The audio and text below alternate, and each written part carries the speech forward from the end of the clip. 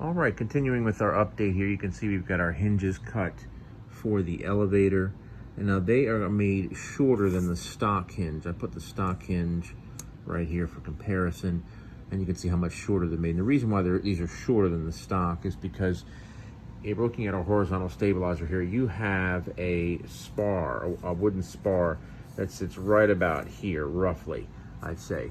And so the if you were to try to use the stock hinge, it's not going to go all the way in, or it's not going to go deep enough. So therefore, you do have to go through and cut them down.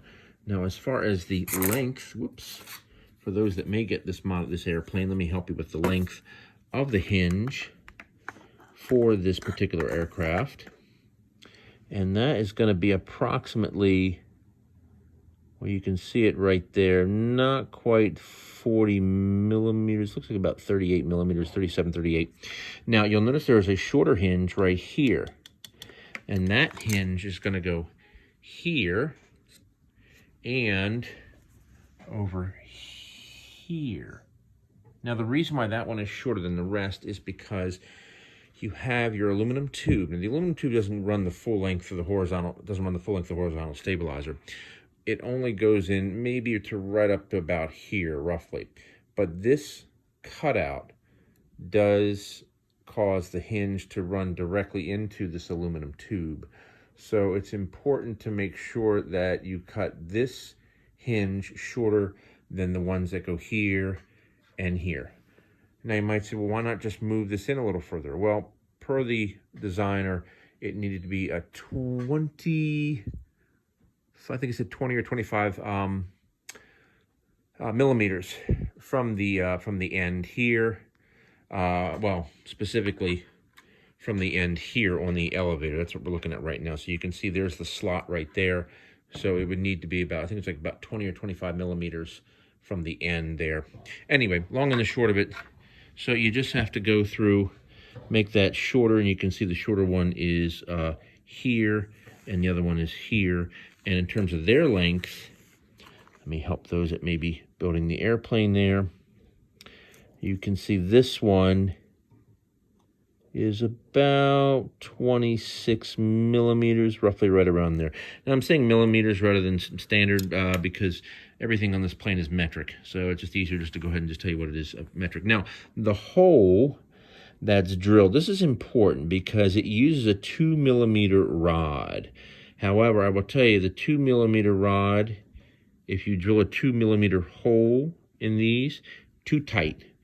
Way too tight. It won't even pass through. So you have to go with about a 2.5 millimeter drill. Okay, 2.5 millimeter drill will give you that. And you maybe, I had to go to a 3 on this one, but I didn't have a 2.5 to be honest with you. Anyway, so those are the hinges. We're not going to glue those yet. Once again, until the airplane's fully painted.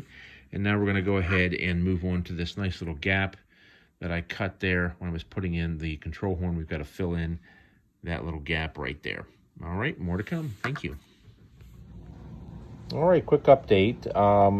We have the pieces cut, as you can see right there, and that's going to slip into that slot, that miscut slot here. I already have one in there, just fitted temporarily until I glue it. But it's just going to go ahead. It's just going to slide right in there. Oops, wrong way. Haha. Go the other way. The flat portion there is going to go up against the control horn. That'll slide right in like so. Oh, I think I got it going the wrong way. Let's see. Looking for the T. There we go, the top. There we go. Like this. There we go. Anyway, they don't have to be glued in, and then I'll just take it and I'll drill a little 2.5 millimeter hole through here to get through those pieces so we can pass the pin through. Now, once again, please keep in mind that when you go to cut these elevators, don't cut them like I did there. That was a big mistake. You want to make sure you cut them like the rudder, like I did here with the rudder, and that's that right there. Now, you want to make sure that those holes there in the horn, they're going to line up with the, it's hard to see here. Let me see if I get a little extra light. There it is. Whoop. You can just see the rod, the pin right in there. They're going to line up with that rod, okay? So just keep that in mind. So whether it's the rudder or the elevator, that's how they need to be set up. And those slots that are cut there actually for those horns are very easy to cut with just a little X-Acto blade. So you don't need a bandsaw or anything like that. Just a little X-Acto blade will do the trick. But yeah, that's how you want to cut it. They should look like that and not like the elevators where I cut all the way through. Anyway, more to come. All right, you can see we've got those pieces in there that have filled in that gap. Worked really well. And then the only thing I had to do was to drill out the hole through here. We had to use 3mm, even though it's a 2mm rod. I had to use 3mm for the rod to fit properly because it was fitting very tightly in those fiberglass plates. Anyway, so that's done, and we're going to call it a night, and then more to come.